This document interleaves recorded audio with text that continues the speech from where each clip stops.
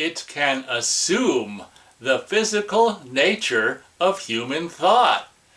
Welcome, huge movie fanatic Nate, stopping on by. This time I'm coming your way to do another retro VHS showcasing video. I actually meant to showcase this a while back around the time, if in a perfect world I would have showcased this right after I did my movie/Blu-ray review of the early full moon film by the name of Shadowzone. At the time I knew I had the cassette because that's how I originally saw it for the very first time. I blind bought the cassette for $1.99 plus tax. We'll see the label a little closer in a few moments here, but yeah, I didn't know where the hell the cassette was at the time.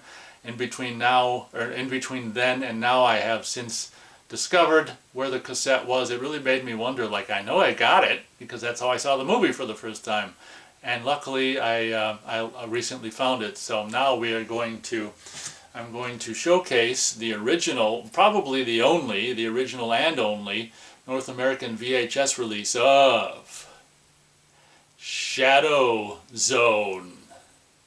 Taking a look at the back bottom corner, we can see TM and copyright 1989 by Paramount Pictures, all rights reserved. We can also see the Paramount logo, and look at this. Right next to it is the Full Moon Entertainment logo. How cool is that? Taking a closer look at the front cover of this, the original, and like I said, probably only VHS, North American VHS release of Shadowzone. We've got the little tagline on top: "On the dark side of dreams, a new terror takes shape." I don't think that tagline's on any of the more recent DVD and now the more recent Blu-ray release. That's kind of cool. We've got the first font of Shadowzone as it originally appeared on its first original home video release, which you're looking at right now. A green kind of font was kind of tilted over to one side.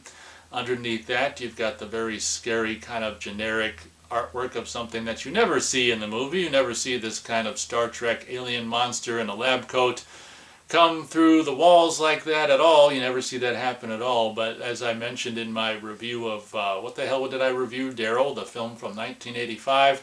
I talked about a big thing Charles Band did back in the day was basically just have an artist do a poster, and they come up with a title and do a poster, and then they kind of write and make the movie around the poster art. So obviously the guy who what the hell is J.S. Cardone, the guy who made a movie that I hold in really high regard, The Slayer, in the early 80s, who basically written and directed this. He didn't follow the poster very well, but he followed it to the naked chick in the tube though. But you can see there that I got this video cassette sometime. I got it in, I remember I got it in 2002, but as you can see, the special sticker here was added on November 17th, 2001. We've got a special sticker, $1.99. As I said, I blind bought this at the time, having known about the movie ever since, like, watching frickin' Puppet Master on VHS in 1990. I've known about this movie forever, but it took me like over 10 years to finally see it when I blind bought this video cassette. Panning further down the front cover, we can see the just generic ass lab equipment there. Naked chick in the tube, which is something that is in the movie amazingly. The image of that woman, it almost looks like a man chest with a woman head or something. We're not going to look too closely at that for too long, otherwise I might get disturbed. But incidentally, the little tube she's in is a little more high-tech and cool than the tube that they'll end up being in the final film. You can watch, you should be able to watch, you might be able to watch the movie on TubiTV.com if it's still on there. If not, maybe someone put it on YouTube, who the hell knows. On the bottom corner we can see the Paramount logo, and the other bottom corner we can see the Full Moon Entertainment logo. If you didn't know, Charles Band and was really lucky in the early 90s to have none other than Paramount Home Video distribute his early Full Moon films. I think that was a collaboration between Paramount and Full Moon that lasted 5 or 6 years, you know, from like 1989 to 1995 or something along those lines. So he was living the good life there for a while with Paramount distributing his films on VHS cassette, and in some cases I guess Laserdisc, although I guess if Pioneer made some of the full moon Laserdiscs, maybe Paramount had nothing to do with it, but that's another video. Taking a look at the right spine, which may have been a little bit squashed over the years. It had happened before I got it. I never squashed this VHS box, but on the top we can see just a close-up of that generic character, which doesn't ever appear in the film. It's just a generic idea poster for this movie, and like I say, this creature is never featured in the movie, although there is a creature in the feature.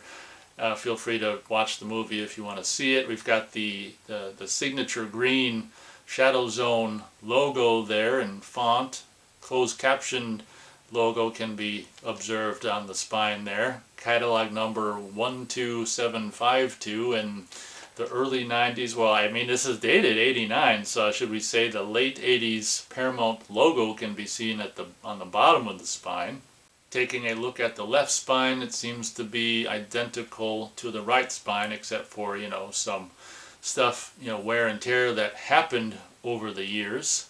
Taking a look at what's supposed to be the top here, there's the front cover. This is how it came. It didn't have someone in rage ripped off the top flap of the VHS cover, and that's all. This is how I got it. You know, I didn't damage this. I don't do this to my belongings. This is how it was when I paid the whole $1.99 for it. And you might be able to discern there, sticker on there, which says Vinny's Video, 624 Medford Center, Medford, Oregon, 97504. That reminds me of that character in Double Indemnity. Medford, is that the town he's from? Medford, Oregon.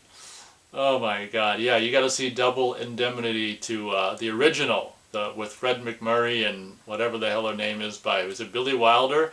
Yeah, Medford, Oregon. Yeah, that might have been where that character is from. I'm a Medford man. Medford, Oregon.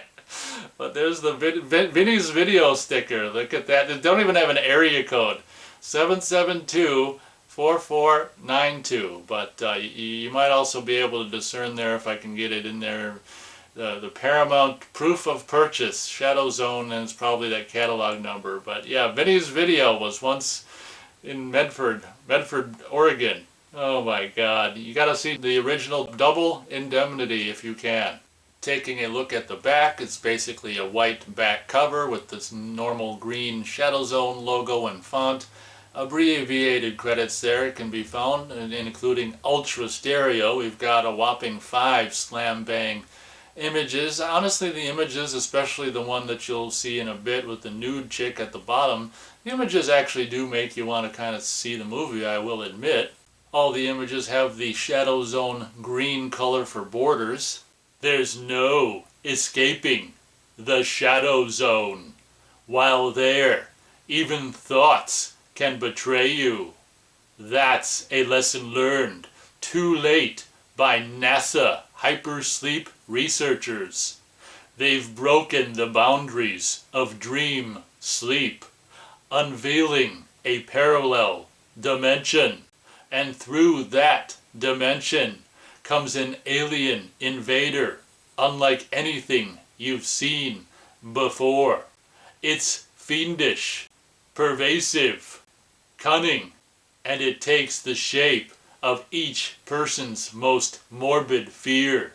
David Beecroft and Oscar winner Louise Fletcher confront an intruder of unrelenting ferocity in Shadowzone, a headlong plunge into a new dimension of unparalleled terror. You can see Mr. Falconcrest smashing up the computers, and then on the bottom right picture, Mrs. Busty Blonde Buxom Babe. It's kind of interesting. She's sitting there nude, but they kind of overexpose the picture for, I mean, you can't have her nude on the back of the VHS. I mean, you could. I wouldn't mind it, but they can't. They can't have her nude on the back of the VHS cover, so they kind of overexpose the bottom. Yeah, you can see what I'm talking about. But it's really interesting how normally this barcode and this hi-fi audio information is on the top right corner on the back of a Paramount release. It's interesting how on this version the barcode, rectangle things on the bottom right corner of this particular VHS release, that's kind of strange. Featured in this barcode rectangle, we've got some audio information. As you can see, hi-fi stereo playback requires stereo hi-fi VCR. You can also see VHS hi-fi stereo, and if you don't have a hi-fi VCR, don't worry, they got you covered. Just switch your Dolby BNR switch to the on position.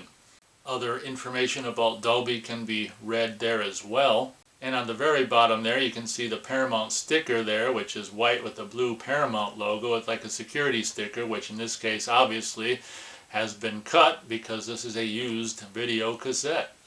Taking a look at the cassette itself, basically what Paramount was doing. Look at this now. The cassette itself says 1990, and okay, well the movie is probably copyright, yeah, 89. Oh, okay.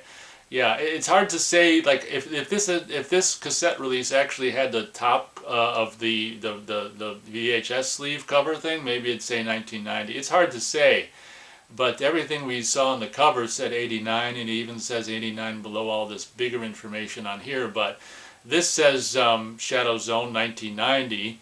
I think it was basically made, probably finished in 89 and probably released on home video in 1990. It's interesting how, it's got that discrepancy years thing, but when you finish and release a movie right at the end of one year and the beginning of the next, I guess that can happen. But yeah, Shadowzone 1990, color 88 minutes, stereo, recorded in ultra stereo. You've got the blue Paramount logo, burgundy information, a blue line, and green basically copyright warning information as well. Kind of interesting how they have all these different freaking colors on their label. It's interesting that they chose to do all that. You'd think each color would cost them all the more, each color costs more money, you think, to, they must have had the funds. But you can also see the video store rental ID number. I don't know if that's from Vinny's Video. One can only assume it is, but interesting how, this cassette, why it made it from Medford, Oregon to Minnesota in the late 90s, early 2000s, but it did. Taking a look at the spine, same basic thing, kind of a cream white label with a burgundy Shadowzone, burgundy stereo. Is that a green? I can't tell. Is hi-fi in green, or is that, God, I'm colorblind. I can't. God, it seems like it's got a tinge of green. Like, I want to say hi-fi is green, possibly.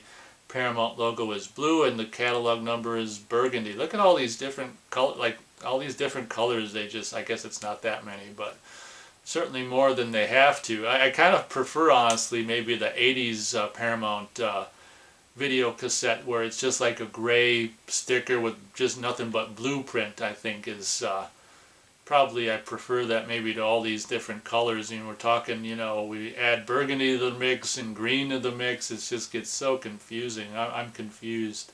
Yeah, it would have been nice to showcase this right after I, reviewed the movie and the Blu-ray, but what the hell. At least I was able to find it when I did, so I could showcase it now. If you haven't had a chance to check out my movie/Blu-ray review of Shadowzone, feel free to do so. If you haven't seen the film, you might want to watch it, before you watch my review. Hopefully, it has been on TubiTV.com. Hopefully, it's still there. If you haven't seen it, and my video, VHS showcasing video makes you want to see it, it's a fun little frickin' B movie. I gotta admit, from the guy who, like I said, J.S. Cardone or whatever the hell his name is, who in the early 80s did a movie that no one really knows about, but I think it deserves a lot more fandom, a lot more fans. The Slayer. Luckily, years ago, Arrow. God, is it almost 10 years? Is it like 9 years ago? Arrow Video put out an HD version of it, so you can see the Slayer now in full uncut HD glory. So yeah, I'd really recommend his early 80s film, The Slayer. This is whatever his name, whatever his initials, Cardone did. He wrote and directed this for Full Moon, and then he wrote Crash and Burn for Full Moon in the early 90s. I don't know if that is the extent of the Cardone / Full Moon, collaboration. Quite possibly is, but guess that pretty much does it for this video. Thanks you guys a whole bunch so much for watching. And hope you guys enjoyed. And as always, we'll catch you on the next video.